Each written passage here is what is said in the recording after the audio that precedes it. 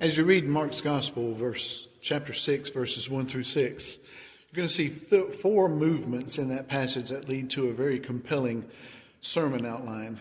The first movement is found in verses 2 through 3, which I call the definite reality of unbelief. You see incredible unbelief among people that know Jesus. In verse 4, you're going to see the divine response to unbelief. In verse 5, you're going to see the devastating result of unbelief. And in verse 6, you're going to see what I call a distinct remembrance of unbelief. In verse 2 and 3, we see that definite reality of unbelief. The people knew Jesus, and because they knew him, they had grown up with him. They had seen his family and friends running around the neighborhood. There was just no way that they could ever believe that God could use someone that they knew. There's no way that God could use his hands, his words to make a difference for the purposes of God. That is definitely unbelief. In verse 4, we see that divine response to unbelief.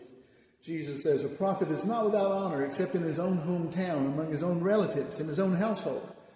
That's Jesus' way of saying, who do you think you are to say what God can do in my life or anyone else's life simply because you know them? Who do you think you are? Familiarity breeds contempt.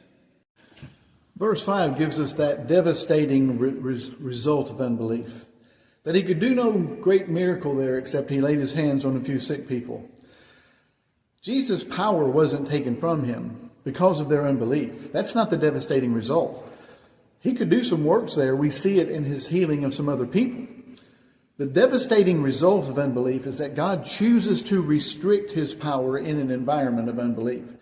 He didn't want to do anything for them. He couldn't bring himself to do anything for those people because of their unbelief. Unbelief causes God to say, I don't want to do anything for you. In verse 6, we have that distinct remembrance of unbelief. Jesus marveled at their unbelief. Not as God. The divine side of Jesus understood their unbelief. But the human side of Jesus couldn't get it. How could they see all of the great things that he had done and hear about all the great things he had done and still not believe simply because they knew him? This caused him to marvel.